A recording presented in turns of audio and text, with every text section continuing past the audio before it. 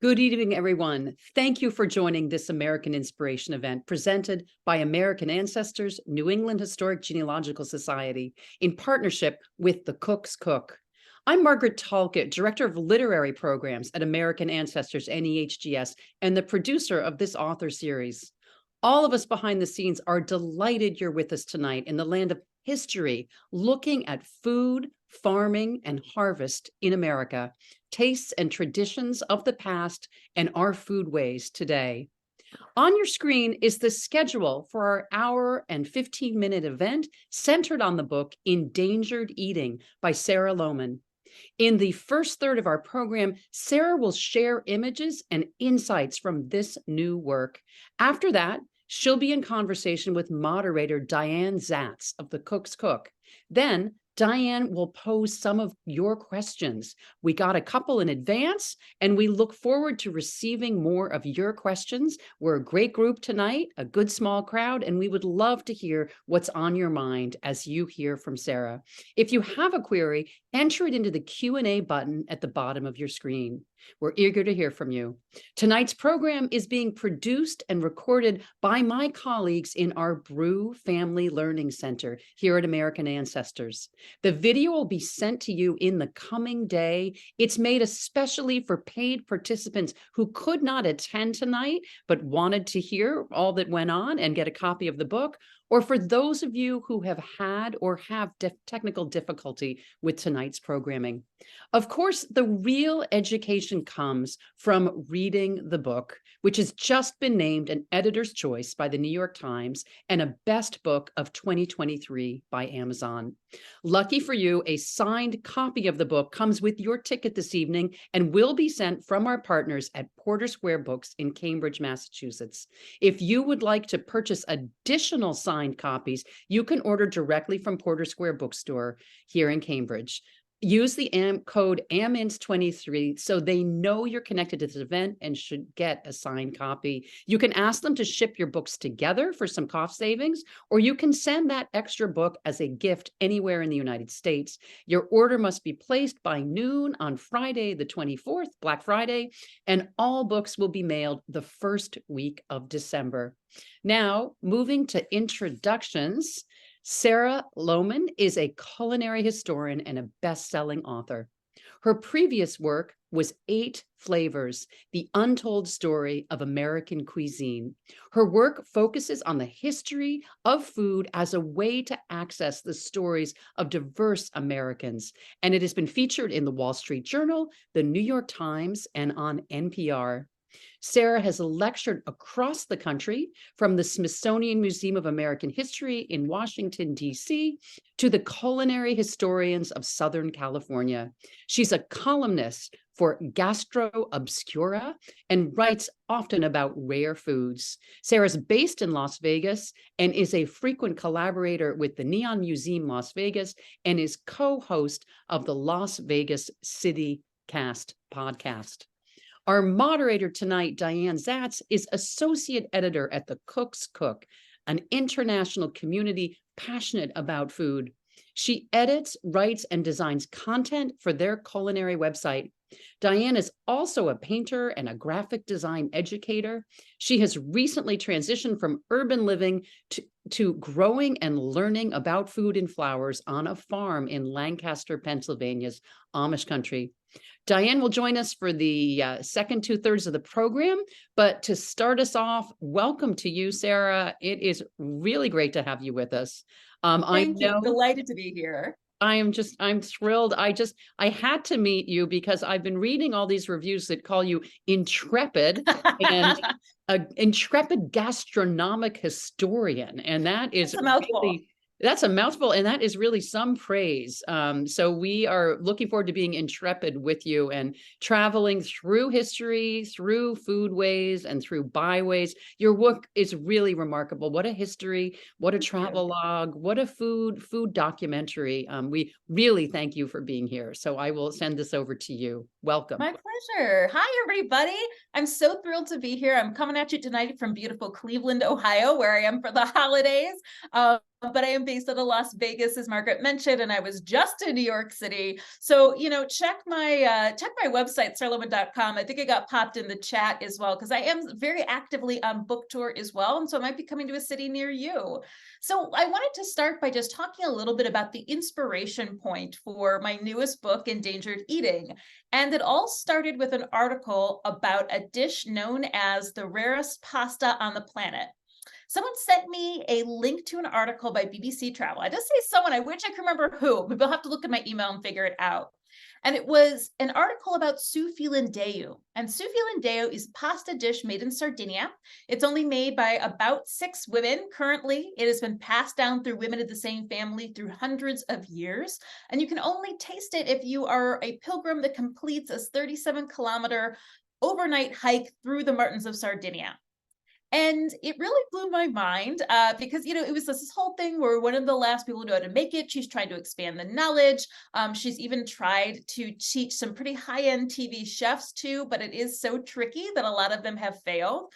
And I know we're used to thinking about things like endangered species, like, pandas and things like that, but I had never before thought about endangered food, endangered dishes like sufilandeu, and endangered ingredients as well. And the article linked to the Ark of Taste, an encyclopedic online listing of delicious and distinctive foods put together by Slow Food International. And I went down the rabbit hole. So I'm going to share my screen and I'm going to tell you a little bit more about the Ark of Taste, as well as go into briefly each of the stories that I look at in my book, Endangered Eating. So the Ark of Taste, it's all online. It is free. Slow Food International was founded in the late 70s in direct response to a McDonald's being opened up by a famous Roman landmark. It was founded in Italy, and the idea was it was this direct reaction to fast food. Let's slow down. Let's eat local. Let's do all of these things that I then think really influenced food culture, particularly in the 90s and early 2000s. And the Ark of Taste was launched in the early 1980s, and to this day, it remains really the focus of the work they do. Now, what I love about it, there's an international list, but there is also an American list too. And it is very much searchable, not only by plant or animal, it focuses on both domestic and wild, but you can also search by region too. So I began going down this rabbit hole of these regional foods with these wonderful stories behind them. And as you can see, there are already so many different listings on here. And even on this page alone, I'm seeing things like Alaskan birch syrup that I didn't get to write about in my book. But since I've just started working for Gastro Obscura, this is exactly what we're going to be doing, going a little bit deeper into some of these stories that I didn't end up choosing for the book. Mostly as I looked through these listings, I would just come across things that had maybe a deeper resonance, a real cultural importance, and a broader story of the people who grow or shepherded or farmed or caretaked these different ingredients. So in my book, there's 8 main chapters, but I ended up talking about 10 different ingredients. In my first chapter, I touch on the Texas Longhorn cattle, which although they are the very emblematic symbol of Texas, there are less than 1,000 registered Longhorn cattle on the planet, which makes them extremely endangered. And in my conclusion, I talk about something from my home state of Ohio, the Ohio Buckeye chicken, this really sweet little beautifully mahogany red bird that to this day is the only poultry breed to be credited to a woman. Even in the 21st century, out of all the different birds out there, only one woman has managed to be credited as originating a breed, which seems pretty crazy. But closer to the part of the world that I live in now, my first chapter is about Coachella Valley dates. So I think very few people know that there is a domestic date industry in America. I honestly think not that many people know the difference between a date and a fig in the first place. So I think that is knowledge number one. Dates are native to, they're originally from the area really around Pakistan and the Arabian Peninsula, but are grown from North Africa all the way through India and Bangladesh. And they were brought to America at the turn of the 20th century when a group of scientists at the USDA who named themselves food explorers were traveling the planet, finding either better examples of crops already grown in America or finding new crops that could potentially be grown in America. And one of the ideas they had is to bring dates into the Coachella Valley. Now, this is the same Coachella Valley that the annual music festival happens in. Palm Springs is also in Coachella Valley. So this is part of the world that we know quite well, I think, whereas we've really forgotten that it used to also be known as America's Middle East. And the reason it was conceived of to try growing dates there is that the climate there is extremely similar to places like the Arab Peninsula. It's not uncommon to have more than 100 days where it's over 100 degrees. And there's also very, very little rainfall, but lots of underground water. And that's exactly what date trees want. So as the date industry was getting started up, they did start growing dates that are pretty well known, like Medjool and Deglet Nor. But when you plant a date pit, you don't get the same date tree out of it.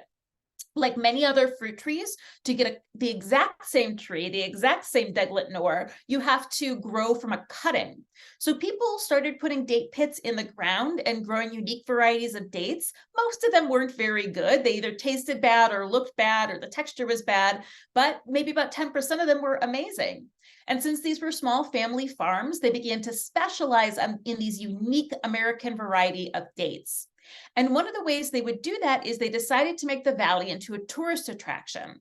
They took the Middle Eastern connection literally, and starting in the 1940s, there was and still is an annual international date festival in Riverside County. And whereas other parts of California were celebrating the Wild West or sort of mission history, fantasized mission history, or even the ideas of like Disneyland and Hollywood, Coachella decided to celebrate the Middle East. Of course, it wasn't necessarily a healthy impression of the Middle East because it was a sort of I dream of Genie, like that you can see here, which didn't have any sort of depth or nuance, let's say. And either the Middle East at this time was associated with sex, like harems, or with the Bible. And so it was this very sexical? That's what happens when you combine sexy and biblical, and that's exactly what it was.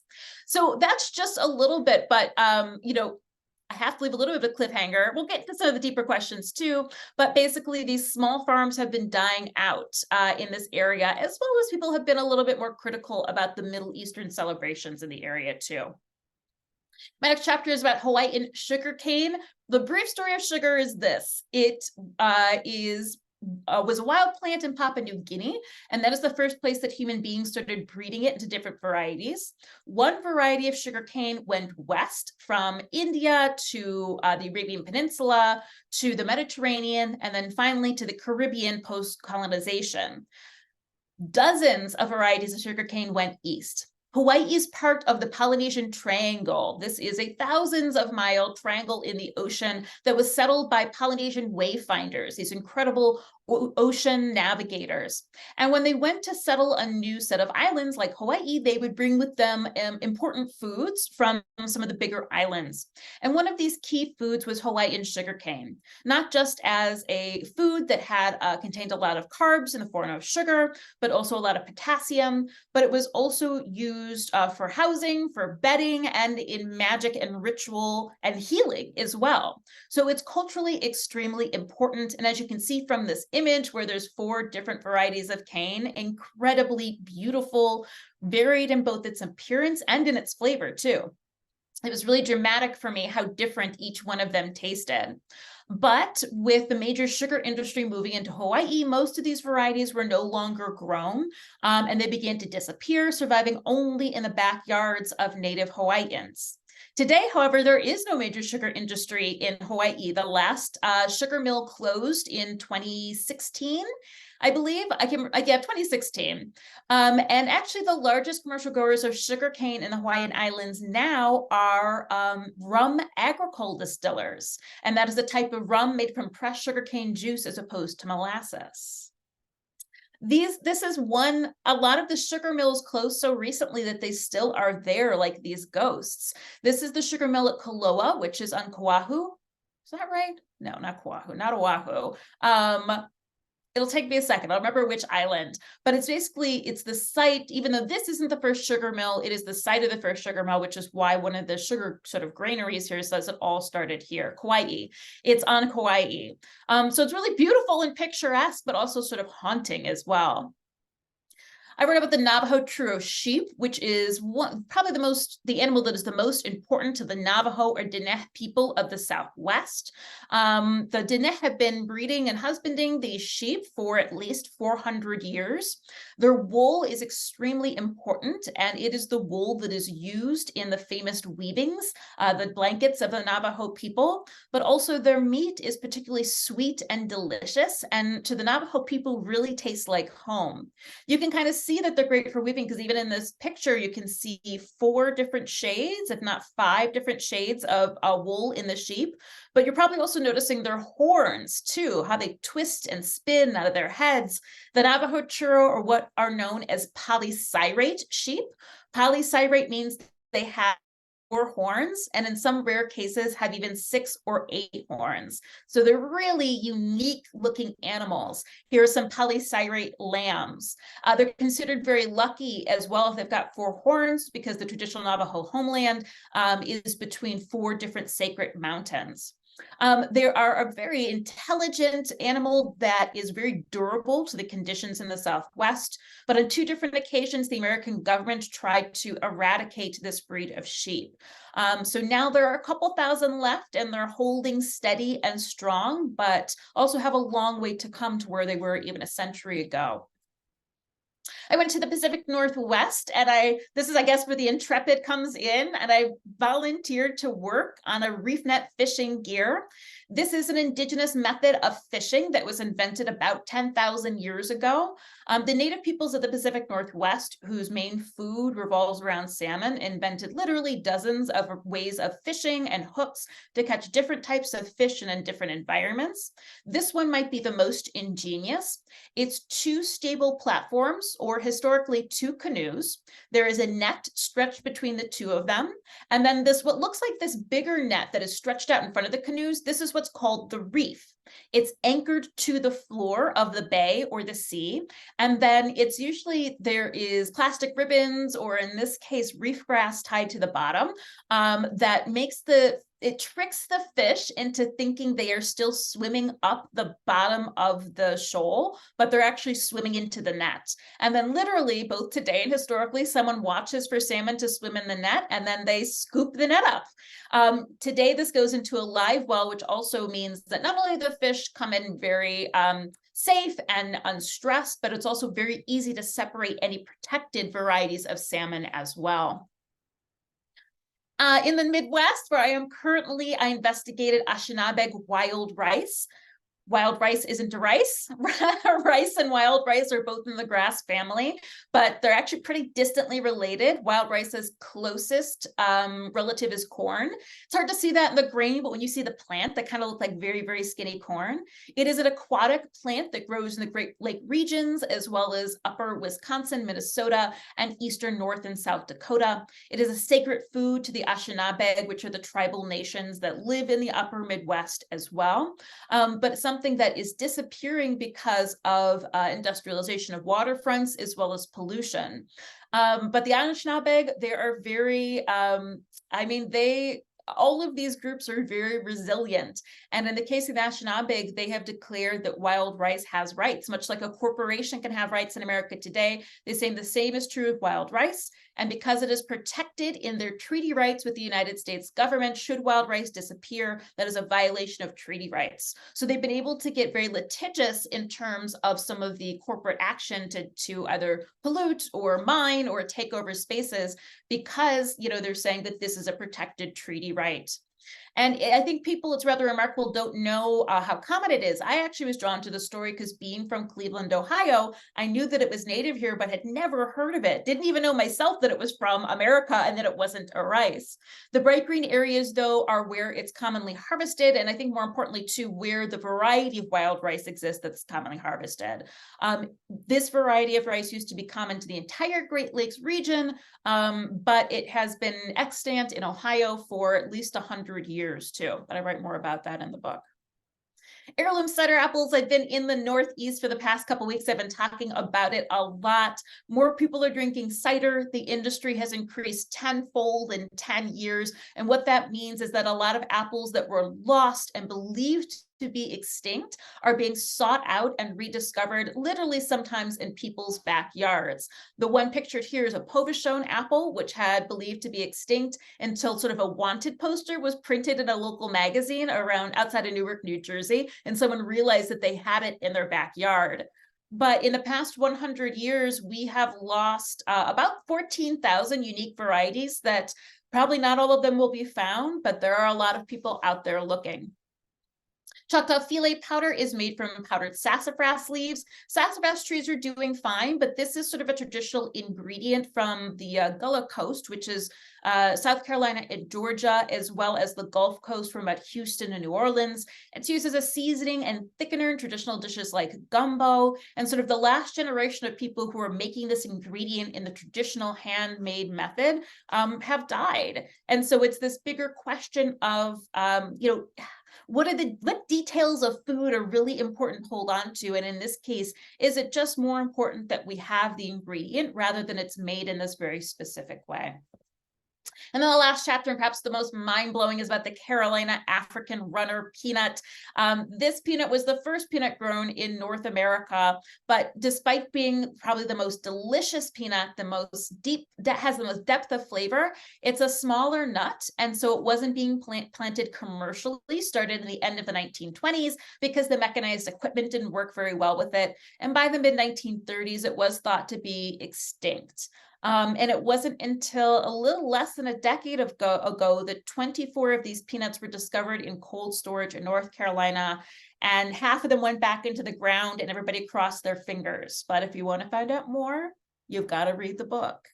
So that's sort of my, and I should say too that I forgot about this, that these peanuts were for a long time largely grown in the gardens of the enslaved, and both enslaved and free Black men and women sold both roasted nuts and peanut candy on the streets as a way, in some cases, to buy their own freedom or support their families. And basically, this is the start of almost the entire American candy industry. Any candy bar that you can think of now, chocolate bar that uses peanuts, can all be traced back to the candies that these women were making on the streets of Charleston, South Carolina. So that, in short, is the book. I'm going to stop my share because, I think we're going to start a conversation with Diane. Hi, this was fascinating. It was I've read the book twice now, and oh my goodness. I have. Well, I had to prepare, but I also wanted to say that without exaggeration, it's remarkable. I mean, thank you. Wow. Before this, I was unfamiliar with your earlier book, Eight Flavors, but that's also wonderful for anyone who hasn't read it. Everything you wrote about was new and eye-opening. Wow. I knew nothing about Coachella dates, but the chock full of nuts date nut bread recipe. Yes. I ate that all through my childhood, and timeless. And it brought up great memories. So for anyone who hasn't read it yet, this is just so readable because it's so personal. So there's lots of things that I want to ask about, process, facts, opinions, and we have some questions from the audience already that really are interested in your other kinds of work, the work with the Tenement Museum and with the Neon Museum. So maybe I should hold that for after we go through the book a teeny bit. The first question, I think what I like best is how when you wrote about your experiences and then you came to some conclusions, they weren't black and white. They weren't good and bad. And you sounded conflicted in some places. So this is more than about a call to action to do something, good. I feel like what I would like to know is, let me start with cider apples, just the easy one. The story of the Newtown Pippin coming from Queens blew me away. I grew up in Queens. Yes, I grew up in and the Harrison apple coming from Newark, New Jersey, where more cider was made than anywhere in New England. I worked there, and I don't think any residents would know this story. So my favorite part of that was how you myth busted, saying that the myth that people drank back then hard cider because the water was bad. So could you talk about that a teeny bit? Oh my gosh, absolutely, because that is such a common thing. And speaking of the Tenement Museum, one of the tours is about an 1860s German saloon, and that would be the first thing people would say. You know, well, we would show this map of the Lower East Side of Manhattan, where there were basically like 2 bars for every 1 resident. Well, maybe it's a slight exaggeration. I think it was actually 1 bar for every 10 residents. And the first thing people would say is, oh, well, they drank more back then because the water wasn't good. And I would turn right back around and say, oh, well, that's why we still drink today, right? Which to me is such like an obvious thing. So yeah, that idea really comes from Europe, where you know, there were big cities for a long time that were super congested without a lot of sanitation. But by the time America was being colonized, not only were the populations more spread out, but we did have a better handle on sanitation. And certainly in some of the bigger cities like Boston or New York, as in the early 19th century, there were issues with cholera, but also those cities were starting to get sewer systems as early as the 1840s, and yet people still drank. So it had, and especially in America too, there are areas where we are known for the quality of our water. That's why Kentucky bourbon and Tennessee whiskey is so famous, because of that limestone filtered water. And of course, Dan, talk to any New Yorker about the water in New York today, and they will tell you that it is limestone filtered, naturally filtered, best water in the world. That's why the bagels taste so good, right? So there is a little bit of a strange sort of disconnect between that. And the answer is, you know, why do we drink alcohol today?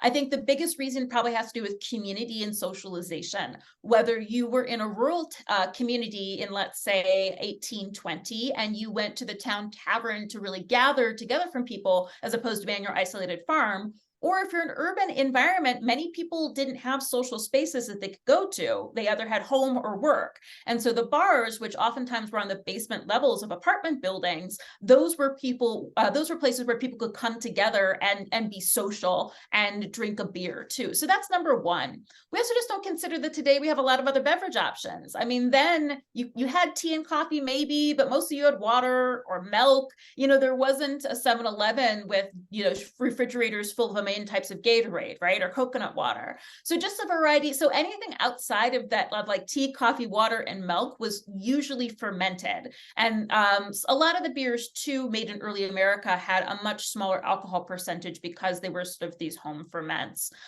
So I really think about it that way. And interestingly too, when America was drinking the most, which was in the 1820s, which is also when the temperance movement starts in the 1830s, it was also a time when we felt very out of control. We'd been through 2 wars.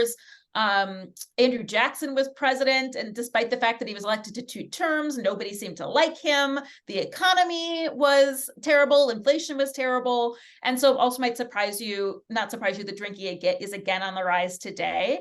But interestingly, as opposed to across the board, drinking is on the rise specifically for women and people of color. So the more stressed out people in America are now drinking more. So definitely our relationship with alcohol in America is both a lot more complicated, but also it makes a lot more sense. We still go out for a beer to experience alcohol and to be with our friends. And I think that was also the main motivations of people historically in America. Wow. Yes. And I believe that myth my whole life too. So next question is about the Navajo. And yeah. For anybody who has read this, that was the most shocking chapter. That's why you're intrepid as well. That is really why you're intrepid. So I just want to know how you prepare yourself to be able to butcher a live animal and eat unfamiliar foods like raw ram stomach. Yeah. How does a person do that? That is impressive. I mean, definitely the chapter that I wrote about the Navajo Churro sheep was the hardest, but also I think probably the most life-changing. Also, because I was going to a part of the world where I had never been before. Actually, most of the chapters in this book were places that I'd never been before. But when going to the Navajo Nation, I flew into Albuquerque, and then it was like another 4-hour drive to go into the reservation, which is large. Like the Navajo reservation is about the size of West Virginia. So it's a really, really big space, and they are currently the largest tribal nation in America as well. But, you know, I wanted to go in and learn about this important and really beautiful animal, but I'm not one especially when it comes to Indigenous communities, you can't show up and take. That is what we have been doing. And, I'm trying to do better. I'm trying to make my book a platform where people can tell their stories and do their advocacy. So I'm trying to thinking, I want to go and learn about this animal. What do I do? How do I do this? And just through Googling, I saw that there's an annual festival that is open to the public called Sheep is Life. And it is about the foodways. It is about the weaving. It's, has sort of demonstrations and things for families and kids, but also like the breeder organization meetings are there too. It's a really important event. People come in and sell animals, and they sell wool from really like the Four Corners area. People come into this festival. But I noticed that there was an application to be a volunteer. So I thought that the best way to both build trust and be useful, I love a task. I don't just like being somewhere where that's something to do, was to offer to volunteer. And I was hoping that I would get to work on the traditional foods demo. And when I showed up, lucky for me, the first person I talked to ask where the organizer was doing the traditional foods demo and said, okay, well, we need help. Do you want to be here? And of course I did. And to be honest, Anne, most of what I did was like chief dishwasher, which was fine with me. Again, my goal was to be really, really useful. But it meant that I got to spend, 2 days with elders and contemporaries to my age, people who work with these sheep day to day. And we did slaughter and butcher an entire ram. I didn't really do any of the slaughtering. I was there to assist, but we did a lot of the breaking down of the animal, like totally nose to tail. It was absolutely the first time I've done something like that. But I wasn't going to say no. I was here again to build trust and learn. And then the part about the raw stomach. So as the animal's being broken apart, basically every single part of the animal has some different traditional use. And this was a public demo, but it takes a long time. So people come out in and out during the day, but there's sort of a core group of people who are either learning because they were now raising Navajo Churro, and this one couple from Colorado, white couple, were really interested in it because they were older, and they said, well, the Navajo Churro, they are a smaller breed. They don't get as massive as our modern commercial breeds, and it's easier for one person to handle and butcher and break down the meat. And then there were also elders who remembered their grandparents doing this, maybe once a week, that were there to offer insight. And they were saying that parts of the raw stomach were very medicinal and really important. And so they were sort of cutting off pieces of this one of the sheep's stomachs and passing it out. And my mentor, Ron, reached out and handed it to me. And like I say in the book, and this voice in my head went, are you really gonna eat that raw sheep stomach? And then I kind of went, I guess I am.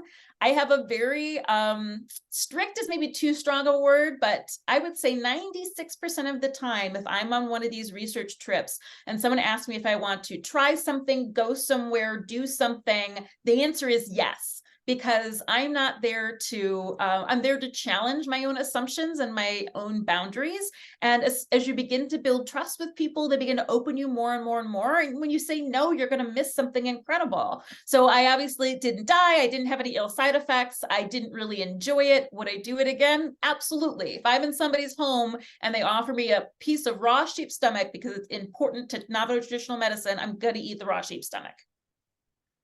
Wow. Okay, you answered that.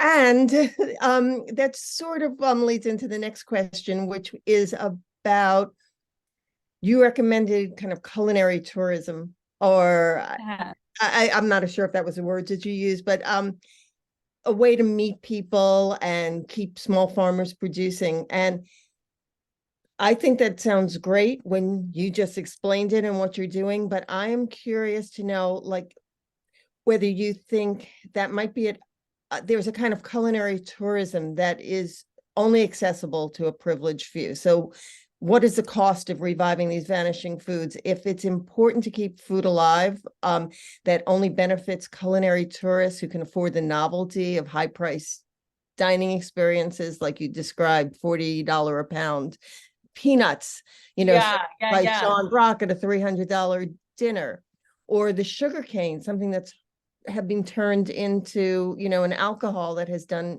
harm. So is there some sort of cost in here that you could talk about? Yeah, so I actually think that the issue comes less in the culinary tourism, less in the people, whether they have privilege and money or not, like seeking out the ingredient to try it, than it does in the sourcing of the ingredient. So I Okay. think we have to be much more thoughtful about then who is receiving that money. Because you're talking a little bit about the Carolina Runner peanut, which although it's a traditional Black American ingredient, now, yeah, the only people who are getting to raise it or getting to try it are people who can afford to dine at a restaurant like Sean Brock, hundreds of dollar dining experience. And that ingredient is not being passed back into the hands of Black farmers and chefs. But I think I think a counterexample to that does come from maybe the Navajo Churro sheep, in that I went to a restaurant called the Turquoise Room, which is just over the border from where I was in Arizona. And they commit to buying whole sheep, and they serve sheep at every single day at every single meal. It's one of their options. And pardon if you can hear the dog. I think Zoom is good about blocking that out, but she gets excited because her mom's home. So the chef there and the staff buys churro sheep directly from shepherds in the Navajo Nation and outside, who are Latine farmers, shepherds as well. And so despite who might be getting to experience that sheep in the restaurant, that money is going back to people preserving traditional lifeways. And other than that, like the people who are currently accessing that meat are largely in the Navajo reservation. And there are actually people are hoping for more ways to get meat out of the reservation, which right now is a pretty difficult task. And there's even some talk and hope that there could be a mobile slaughterhouse, because right now most of the slaughterhouses that take care of sheep are in Colorado. So if culinary tourism is bringing money directly into a community that traditionally caretakes a plant or an animal, I think that's an extremely positive thing. And also the easiest thing that any of us can do to support any of the makers and farmers in the chapters of these books is to just get online and buy their ingredients. But I think also going somewhere and engaging with food on a local traditional level gives you an understanding of the local culture in a way that you don't get in other ways. Again, that trust building, that like taking something and saying yes and giving it a try. Maybe if you're not allergic to anything, I mean, I eat vegetarian, but all bets are off if I'm traveling. I'm trying to learn about something too. And when I travel internationally, one of the things I like to do on my first day there is to take a immersive food tour. Because, well, first of all, usually you have a guide that speaks English. And so you can also ask them any sort of questions you want to know about how to make your way around in the city or the country.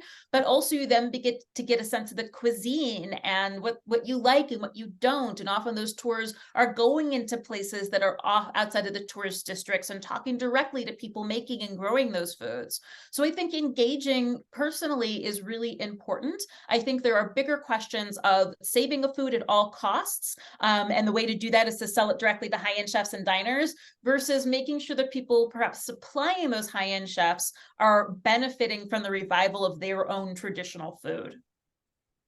Great. That was a great answer. And that when you were talking about going internationally and traveling, and that kind of brought me back to the dates, and just talking about this, cultural appropriation of cuisines is a real hot button topic when people are talking about food. We were always taught that America was a melting pot. And at the Cook's Cook, we have, we receive comments and letters from people who, take issue if a cuisine in their opinion, has been appropriated. And one in particular that comes to mind is some complaints that a contributor wrote an article about Israeli salad, and whether saying that there was no Israeli cuisine, it was all stolen from the Palestinians. And of course, this brings us into the right here and now. But when we look at what happens, when I read, your story about the dates in, the dates in the festivals that Disneyfied the whole idea of the Middle East, how do you think do you have opinions on this? Yeah, definitely. Like, I think that the idea with cultural appropriation with through food is that it's often done without out attribution, or again, proper, sometimes monetary, going back into those communities, but most importantly saying, this isn't my idea, this isn't my food, I can appreciate it. And again, I think with all of these, there's a much more positive side to it, in that there's something now, the name is coming to mind, is what is called on the West Coast, which is chaos cooking, which I don't like. There's a newer term for it that I like better, which basically means that second and third generation Americans whose parents or grandparents were immigrants are cooking cuisine based on their experience growing up in America, which means they might have grown up within an immigrant community, but their neighbors were from a different country and their other neighbors from a different country, and that all of that food would come together in their households on their plates. And that is a little bit more, I think, the American tradition. I mean, that was definitely happening a century ago and more too. And even as far as broader immigrant cuisine, Jessica Harris, a food historian, she talks about the braid, that American food is made up of the braid of white colonist cuisine, indigenous cuisine, and the cuisine of Black Africa. And I would even add a fourth strand to that braid and say immigrant cuisine as well. So we are this braid, we are this blend. I don't like chaos cooking because it takes away the choice, and chaos, like calling it chaos cooking to me, is then veers into the cultural appropriation, because it's saying like, oh, this just happened. It didn't just happen. It's the result of this wonderful cultural exchange, the result of especially when you grow up in a city or even a smaller town with multiple immigrant populations, like you all become a little bit of each other, especially on that plate. But the recognition, the attribution, I think that is all the most important part to it.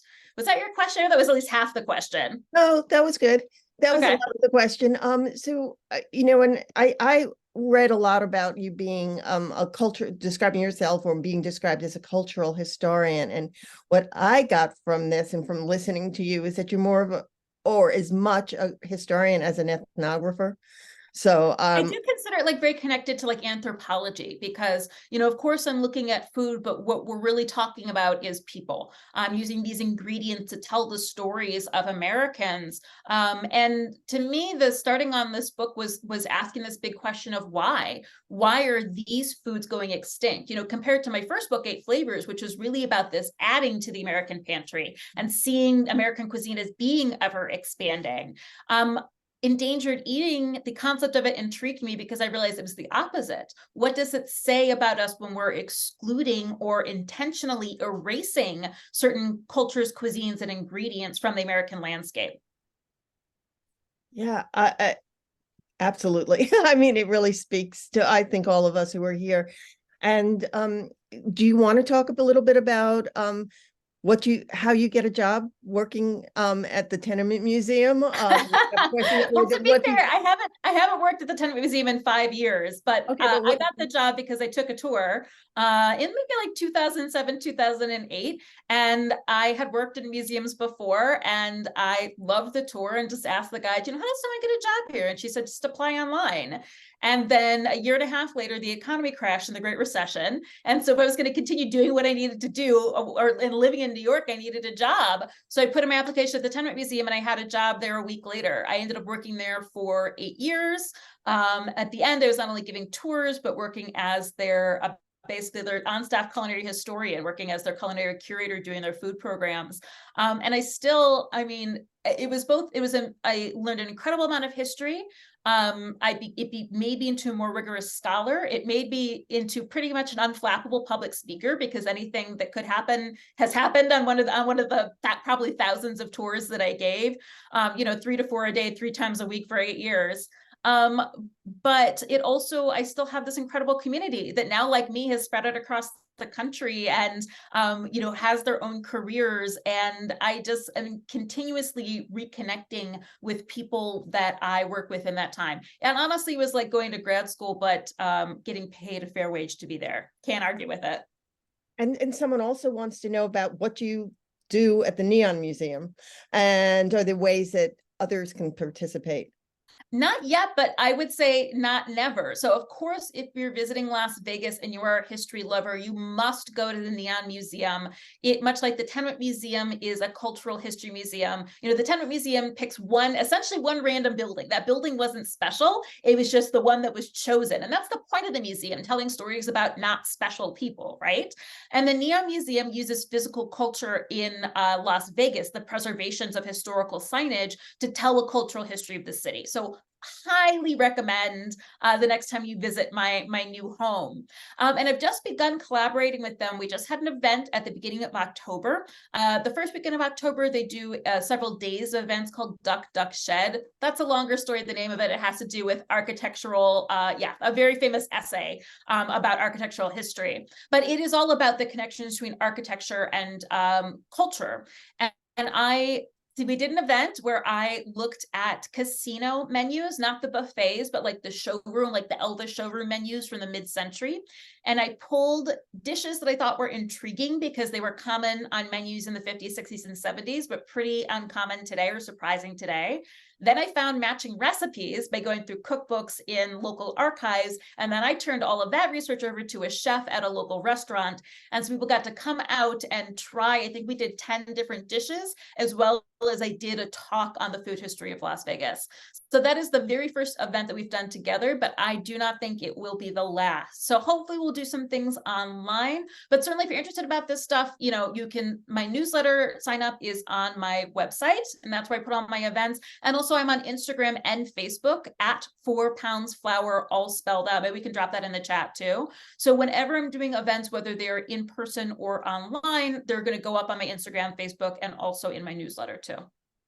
Wow, terrific. Learning from Las Vegas. I love that. Yes, learning from Las Vegas. I actually sat down and read it before this event because I really needed to know how to understand it. It is a very dense, but still a pretty quick read. I think I got it through in like 2 Saturday mornings. And it's basically an architectural class from Harvard. It might have been Harvard. Yale. I think it's Yale. Okay. Started to look at Las Vegas as this example of a city that basically started from nothing. Sort of just popped up out of the desert to see how the architecture developed. And it's been credited with ending modernism and turning us to postmodernism, this one essay. So it's really quite cool. It's wonderful. And that leads into another question from the audience here. I think I should just read it because it's a little bit longer. It said their family is from Coachella Valley, and so the date festival was a yearly event they loved. They drank date shakes, etc. Yes. Date shakes are delicious. So that was the second part of your question. We'll touch back on that again. So date shakes are delicious. They were invented probably sometimes in the 1930s, and it's basically like crystallized shattered dates blended with sometimes vanilla ice cream, sometimes date ice cream. And my favorite are at Shields Date Garden, which is a date garden that's been around since the 1950s. They use one of their unique American varieties that tastes like caramel. And so the whole milkshake just tastes like this amazing caramely, amazing confection. It's so good. So your question was about like but cultural appropriation in terms of the date festival and how that has changed over time. I mean, the problem with it is that it didn't show this nuanced understanding of the Middle East, that either you were a harem girl or a figure from the Bible, essentially, and that most Americans in the mid-century still believed that people within the Arabian Peninsula or within the Holy Land were still living a biblical life of 2,000 years ago, which is obviously insane.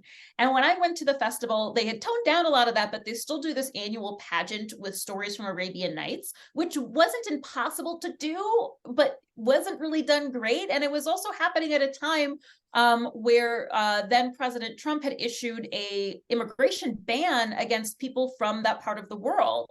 So here we are, quote unquote, celebrating this culture with, of course, also nobody on stage was from that part of the world too. The Valley today is mostly white and Latin, but we're also not allowing those real people to reunite with their families here in this country. So again, we just have to be like more sensitive and more intuitive about these things. And sometimes it's just like, just ask. But also there's an interesting positive change happening in the Valley because of the date growing culture there, and because there has been an increase in immigration to America in the past 30 years from North Africa, Arabian Peninsula, now some of these smaller date farms that were going out of business are being bought up by immigrants from that part of the world or their children, because they want to serve now American populations that have come from date growing regions too. And that also means we started to see new variety of dates and different date products on the market that have never been sold here before, again, because of this influx of immigrants from the Middle East. Well, the second part of the question from the audience was that says, my question is, I recently bought an early 20th century Coachella date cookbook that's Cool. purpose was to show people how to use dates, which would in turn benefit the date farms.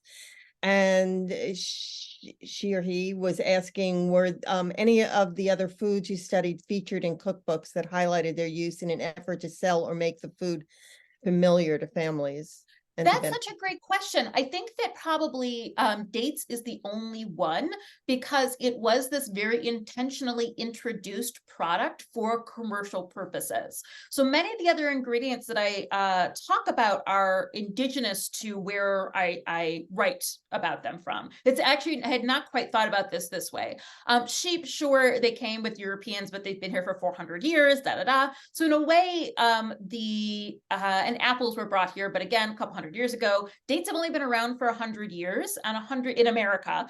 And in America, most people didn't know what to do with dates. They had been imported to America since really since the 18th century, but they were so sort of rare and expensive that you just ate them. You didn't do anything with them.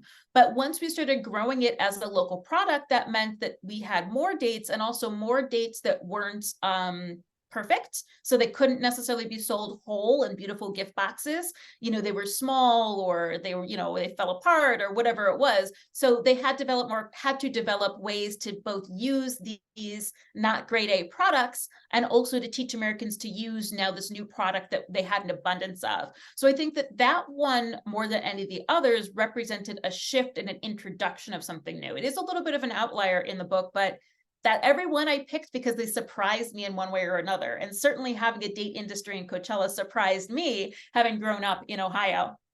Is there any conflict for you between a movement to eat local and to eat dates, which are not something that is grown, in other parts of the United States? Oh, I'm actually not an eat local advocate. I don't care.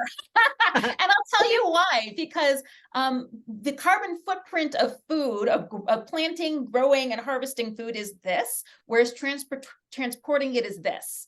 It is the eat local idea is something that came out of this slow food, Michael Pollan movement in the 90s and 2000s. But it is, and it places a lot of morality and that has a lot to do with class on food in a way I don't like. Like, you can afford to eat local if you could afford to go to the grocery store, but you're seen as somehow morally wrong if you have to like go to McDonald's to get your meal, or want to. If you have the money, you can treat McDonald's as like a naughty treat, but it's this whole moral and class complexity, which I think is a really terrible way to talk about food. I do think it's awesome to shop at a farmer's market if you have not only the means, but the access to it. I think it's amazing to go to a local farm and even, like I was saying, and go engage with local food culture. But I also think it's incredible to get online and order some dates from Sam Cobb or Shields or Rancho Meladuco, these small family farms that exist in the Coachella Valley, because also like that's kind of a part of the American tradition, especially right now, is like Christmas is still the biggest date buying season because you like buy a nice box for the holidays. In my mind, I'm like, why not? Why not support small farmers and small communities and indigenous communities out everywhere? Because honestly, if you're doing something like buying wild rice locally, it's not a true wild product. It's what's known as paddy rice, and it's grown by, most of it's grown in California, and it's this huge like co-opted agricultural like mess, whereas you can order hand harvested truly wild rice from indigenous communities in the upper Midwest through their tribal websites. I'd much rather do that. So I am really a big advocate for eat local feels right in this sort of like deep emotional way. But when you look at the science of it, it really doesn't matter. It has such a low, that last truck or usually train ride has such a low impact on our carbon footprint. Also, I'll say this one more thing. In general, our individual carbon footprints do not have a great impact on the climate crisis that we are facing. The greater impact is done by corporations who are not only not doing their fair share of the work, but have manipulated things so that we feel both individually responsible for creating climate change and for fixing it, which is impossible. We as individuals can do everything right and still not fix climate change if maybe corporations aren't on board either. So eat food from wherever you want, buy your avocados from wherever you like, do things that do feel morally good and support small farms, but don't feel like in this beautiful 21st century, you have to restrict yourself to food grown within 60 miles. Because if you did that, you'd probably never even get to eat an apple or a banana again. So no bananas. Someone else did ask about related to climate change, about water conservation being in the forefront of the debate on climate change. So he asked, in your research, have you encountered endangered foods or native foods that shouldn't be cultivated because of their dependence on water or other natural resources? No. I mean, some of the argument can be made for date palms, but like, again, that area is pretty rich in underground water, and it's not, again, the focus of the water conversation that's happening in Southern California right now. Actually, a lot of the foods that I looked at stand to benefit. Salmon, and honestly, climate change is a man-made crisis, but most of these foods are becoming endangered because of other man-made crises. We are focusing a lot on climate change right now because there are pretty serious side effects for human beings. But as far as plants go, most of them are happy. They love carbon dioxide, they love heat. We're seeing some issues with, like, in fruit orchards, where if we get an early warm up and then a late frost, you can lose all the blossoms. And there's been a lot of problems both in the Northeast and New England and then in the Midwest with that happening. And that sucks, but the trees themselves aren't going to die, right? So again, and with flooding and natural disasters and things like that, there's human effects. But as far as plants, like, a lot of them will be fine. We're losing things like sassafras and maple syrup on the very edges of its range, but for the most part, like with maple syrup, those aren't areas where it's traditionally harvested anyway. And then it's also conversely expanding in the northern range as climate changes. What we're really worried about, what the book, as I looked into the individual causes of the disappearance of these foods, it's things like industrialization, taking over wild or farmland to build housing. It is pollution. It is a lot of colonialization and genocide, because in our history, if you wanted to control people, we removed them from their land, which also removed them from their traditional foodways, and then gave them things like pork and white flour. And that has been one of the main causes of indigenous ingredient loss, because it was white colonists sort of saying how you can be an American or not. So no, all of these foods are extremely well adapted. And in fact, it's usually the converse. Like in the attempt to kill off the Navajo Churro sheep, they introduced other hybrid sheep breeds that the American government, thought would be more profitable. But these animals didn't do as well as these specifically adapted sheep into this very dry and mountainous climate, right? So we're seeing a lot of interference with native foods. There's in like the dam building, the Pacific Northwest, that has really ruined the natural habitats of salmons. So the reasons that these foods are becoming endangered are an American-made, man-made disaster. But intriguingly to me, it's not climate change. It's things that are more in our control to change, which I think is almost a positive thing, because that means that there is on the ground legislation and activists that are making a difference. And then in a lot of times, just like sending a little bit of money to an organization or to support one of these makers and farmers is making a huge difference. We lost Diane. I'm sorry. I'm sorry, Diane, are you okay? I am. I'm sorry. Unfortunately, I have a coughing. Oh, I'm so sorry. But I think it's probably a good time for me to do a little bit of a reading anyway. Margaret, you're muted. If I can just ask one question that we've gotten in, and it's a very timely question. I recently read in the Smithsonian Magazine about a problem with the dates around the world. Are the Coachella dates susceptible to this problem? I don't know what the problem is. So okay. I cannot answer. I have not heard of it at all. Good. That's good. Okay, then I would think you might be in the know. Of all these wonderful foods that you'd sampled, I know, comparisons are odious. But tell me where are you headed next, or what would you return fastest to eat Mm. again? Where of all these great things you've talked about, did you I have mean, any? one of the things that, I really like about this book is, I mentioned you can order a lot of these foods, but that I also, okay, yes, I went all the way into the Four Quarters regions, the Navajo Nation, but I also went to Hawaii, and I also went to Coachella, and I also went to Newark. So I also went to places that are really easily accessible and are often, other than Newark, really tourist areas. But, New York State is and New York City is. So part of it is just the fun of like, oh, well, when I go on vacation and when you go on vacation, you can just like look a little deeper into these things. I'm not a big salmon eater, but I have been choosing to go back to the Pacific Northwest because honestly, the islands that I was on right at the border on the Puget Sound, but really kind of on the border of Canada, is I think one of the most beautiful places I've ever seen in my entire life. And certainly the experience of participating in this 10,000-year-old fishing method was really, really extraordinary. So those islands themselves are these beautiful, tiny tourist destinations. I was on Lummi Island where there's a beautiful restaurant hotel that basically you book your meal and it's something like a 9-course tasting meal that goes solely into the night. The idea is you stay on the island overnight and leave in the morning. I didn't get to do it when I was there. I did like have coffee in that hotel and it was absolutely beautiful. But then there are a bunch of islands in that area that both contain like really interesting restaurants and places to stay, as well as really important indigenous sites. And it's just gorgeous up there too. So I've really been wanting to go back up there. That's about like a 2 to 4 hour drive north of Seattle, depending on what traffic Yes. is doing. And then Yes. there are ferries out Beautiful. to all the islands that you can take your car on as well. Oh, and also I flew from Seattle, but you can fly into Bellingham too. And then it's like definitely under 2 hours. So it is very remote, but also very accessible. And good eating. Now, Yes. if many of us have children who are interested in getting into food and working in food and admire what you do, and also are chefs and bakers. And I'm curious if you were to advise a young person now going into food as a profession, and being knowledgeable about just what you're talking about. Do you have favorite university programs that you recommend? Favorite areas of the country? Of course, Alice Waters and Chez Panisse. Where do you see trending now for people, becoming food wise?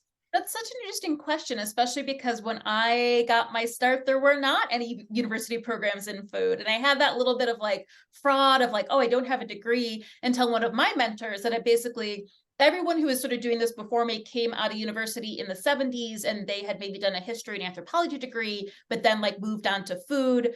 And even to this day, there can still be a lot of fighting within those majors about food is not being an acceptable way to study history, which is why it is Amazon recently named me one of the best books of 2023 in nonfiction. But previous to that coming out, I was considered like a fall pick in the history category.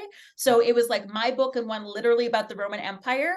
And to me, that was a really big deal to pick a food book as being one of the top picks in the history category, because that said something about how my focus and my scholarship has really changed over the past 50 years. So I don't specifically have a recommendation, but since I didn't have anywhere to go when I started on this, I didn't have a grad program to turn to. Basically, my mom, who's also a great historian and scholar, kind of said, as this was picking up and I was starting to blog, she was like, okay, basically now you just got to read everything you can get your hands on. And so, especially if you're someone who's just starting out and you're trying to find out what you're interested in, what your focus is, and there are so many incredible food and food history books out there. Get that library card and just start reading, Start immerse reading. yourself, devour it all. And that's going to give you some clarity on what your next steps are. In this series and in the organization I work with, American Ancestors, New England Historic Genealogical Society, we've been so researching untold stories. And those are often women and minority stories, that there's a lot of lack of documentation for Mhm. domestic workers and enslaved peoples. And it's fascinating that often, and in looking back over time, to what extent food is an importer's story, and that you've said it's an explorer's story. What was brought to this country? When was it brought to this country? Who brought it to this country versus what was here? What what the biggest stories that are told stories is our beef story, is our, what the story of America that's been told over and over and over again Is a white story, to be honest. That's the real issue. The beef story is even a white story. In fact, this thing that was called stock reduction, that was this sort of interspecies genocide of the Navajo Churro sheep. It wasn't just happening in the Southwest, it was happening all over the country, basically to favor cattle ranchers who tended to be white over sheep shepherds who tended to be Native or Latin. So, and the undocumented, again, these are people who were immigrants who perhaps, in when it comes to the Irish, weren't considered white when they first came. We're talking about the enslaved, we're talking about free Black servants, we're talking about Indigenous people. These are the undocumented stories. However, in those cultures that are considered undocumented in traditional ways, they usually have incredible traditions of oral history. And in cultures and communities in which oral history was the primary way to remember their stories, those stories are incredibly accurate. So we also have to remember that, yes, we have an obligation, a need to put these stories down to paper and to recognize the contributions of women and people of color in this country. And that is what has drawn me to food history, because it's very easy to see that we have been here all along when you look at America's dinner table. But we have to remember that it's not that those stories were untold, it's that the dominant white culture wasn't listening and wasn't documenting because they didn't view them as important. So when you were doing the scholarship, you need to respect the people that you were researching, and you need to listen and you need to learn. And I think even with your earlier question too, if someone wants to get into food history, remember at first that you are the student, you are not the expert. And that even I, 2 books and 15 years into my career, if I'm going into an Indigenous community, I am not the expert. I am there as an invited guest, and I am very much there to learn as much as they want to teach me, and be happy about that. And I think too, that brings me to sort of maybe a controversial concept in the book, is that, not everything is for everybody. And in the case of some of the stories that I laid out, I think it would be better to support these foods within their traditional communities and making sure they exist there than it would be for me to ever get to taste it again, or ever get to taste it in the first place. And so I it's think that for them. I think that we still have very much a colonial mindset of all of this is mine, all of this is for me. Not everything is for you. So I have also made a promise, really to myself, that I'm taking 10% of any money that I make off the book. And at the moment, a lot of that is doing events like these. And I'm donating it back into these different communities too, because honestly, just investment is the most powerful way to keep traditions alive, even if I never end up back in the Navajo Nation and taste Navajo Churro sheep again. It doesn't matter to me, because the people it's important to me that the people that animal is important to get to continue to have that animal. That's fantastic.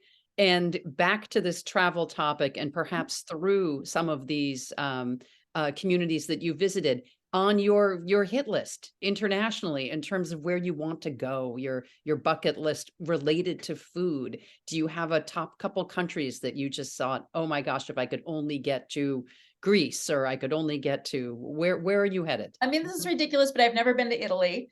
We'll see if maybe my next book takes me there. But I have an idea for a book down the line, maybe in a similar line to this one, in that the World Heritage Sites, UNESCO, also has an intangible heritage list. And I love, like, the Reef Net Fishing chapter is a lot about intangible heritage, preserving a way of doing something as opposed to the food itself. And so that is in a way what I'm sort of interested in investigating next, and looking at that internationally with different cultures. So in a way, I am open to going anywhere. I mean, I would love to go to Italy. I'd love to go to Japan. I'd actually love to go anywhere in Asia, honestly. I'd really love to go to India, Korea, China. That's the one continent I haven't set foot on yet.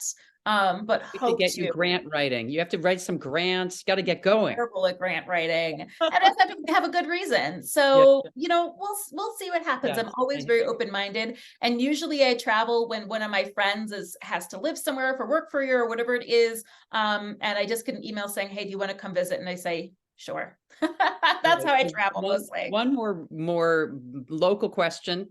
one of our attendees, could you mention again the name of the Washington Island and the restaurant? Yeah, so the island is called Lummi Island. That's Lummi, and that's in the book too. You'll get that. Good. The restaurant is called the Willow Inn, and it's all, they focus on ingredients from the island. So it's funny because we talked about not eating local. You'll have to travel in theory across the country to eat local, but then you will eat very, very local. Excellent. And they also serve, of course, the salmon that is caught right offshore with these traditional reef net fishing method. So Diane, last call, if you're there, if you want to come back and ask something, we would, one last question. I'm sorry. Yeah. You're fine. Got me down. I just want to say thank you. It was great listening to you, and I hope you get to do all the travels. What I really wanted to ask you, and you've answered it in part, was how do you stay so optimistic when you're writing about all of these harms that have been done through history to the indigenous people, to the enslaved people, to communities, and when you see that history repeating itself with the same kinds of actions, that's the question that I think I'm sure it bothers everybody to see that we make these same mistakes over and over again. And without getting into deep politics, how do you stay optimistic? What do you see? Being a historian and having that long perspective is what makes me optimistic, because I can look back and say, okay, progress seems slow, but we have made this progress, because of the resiliency of people around me, because of the increased communication and education that is available through things like we're doing right now. I didn't even do this 5 years ago. And like now we can talk to people from all across the country. But I think I always remember that MLK quote, which I'm going to paraphrase, that the arm of history is long, but it bends towards justice. And I think that I always hold that in my heart. And I think what also keeps me optimistic is that I think it's also very easy to get burned out and very by everything that's happening. And what I try to do is focus on the things that I can change. And I am in a position to provide a platform for these stories, to advocate for these people, these cultures, to talk about food in a way that ultimately helps people. And then if I feel like none of that is working, I send money. Honestly, that is the cure to hopelessness for me. Hopelessness, even if it's $5, you can't do everything yourself. And so I send that $5 to people on the ground who are doing good work and are going to put that money to good use. That is my go-to. Well, that's the question. The question that a friend of mine who I sent this book to, asked me to ask. He wasn't able to be here tonight, but he said, beyond raising awareness through your book, do you have plans or hopes for further advocacy or action to protect and celebrate endangered American foods? He said, besides the eat it to save it approach, what other strategies or approaches seem most effective in food preservation efforts? So you may have answered that. Yeah. It really is a little bit of that, in that, in a way, now I'm giving this book all to you. This is the really fun and fascinating part. Like, I've spent 5 years in my own head about this stuff, and now it's out there so that we can all talk about it. But honestly, the easiest and often the best way to support these foods is to send money. And some of it, eat it to save it, is what Slow Food says about many of these foods. With wild foods, we have to save it to eat it. So in some ways, it's about participating in education, even if it just means popping on a Zoom meeting. But it mostly means buying foods direct from farmers or cultural groups that will make the best, examples of these products. Or more broadly, sending money to organizations who are advocating for the preservations of these foods and these larger cultural traditions. I mentioned some directly in the book, but any quick Google search is going to, lead you down a path. And of course, not just of the foods that I talk about in the book, but there's in the neighborhood of 500 different foods on the American Arc of Taste. Some of whom are probably extremely nearby where you live. So it's an invitation to this journey of discovery. That's fantastic. We thank you both for your wide-ranging discussion on this topic. We have all learned so much, and I'm glad, Diane, you came back to get us to a call of action here. As we do for all our authors in the American Inspiration series, we have asked our guests to read from her book. Sarah, back to you, and Endangered Eating. I know you have a paragraph or two you want to read. Yeah. Just a little quickie, but I think it's, especially with everything we've been talking about, it's just going to be such a nice wrap up to these ideas and this little bit of a call to action. And it is from my last chapter where I write about these lovely little chickens. So I'm going to reference them in the book, but don't worry, it's not going to spoil anything. My trip to see the Buckeye chickens wasn't the furthest distance I traveled for research. It wasn't the most foreign to me culture I immersed myself in. By the standards of this book, the trip was practically lazy. I drove 90 minutes to Columbus, Ohio. But I met people passionate about the food they raised, a bird they believed in so much they dedicated their lives to it. They felt the Buckeyes and their story was a legacy worth preserving. You can use the Ark of Taste like I did, as a travel guide that will take you on some wild adventures. It will open doors to communities you may never have had a chance to engage with before. And if you're lucky, an opportunity to connect with people over foods they love. But the secret of the Ark is that you don't have to travel very far at all. Turn around and take a good look. There's probably a rare food practically in your backyard. So true. We really admire your adventurous spirit and your Thank you. enthusiasm for preserving history, the memory of people, their culture, crops, food, and family traditions. This is something that so many of us are working on in our own ways here, family traditions, particularly in this Thanksgiving week. So we thank you for connecting us to this history. And just a reminder to our audience tonight, a signed copy of Endangered Eating comes with your ticket this evening and will be sent from our partners at Porter Square Books in Cambridge, here outside of Boston. If you'd like to purchase additional signed copies, you can order those directly from Porter Square Bookstore. Use the code AMINS23 as you order. You can ask them to ship your books together, or you can have that extra book sent as a gift anywhere to a foodie in the United States, a friend, a relative. Your order must be placed by noon on Friday to get a signed book, and all books will be sent the first week of September. We at American Ancestors are really delighted to have presented this evening with our partners at the Cook's Cook, an international community passionate about food. They've been a pleasure to work with on tonight's event. Diane, Denise Landis, and her team have added such insight. We encourage you all to join their community of home cooks and professional cooks at the Cook's Cook and through their many platforms, which you see here on screen. Wherever your kitchen is and whatever your passion is there, they can help with recipes, insights, ingredients, and more. And I hope to work with them on other food events in the American Inspiration Author Series.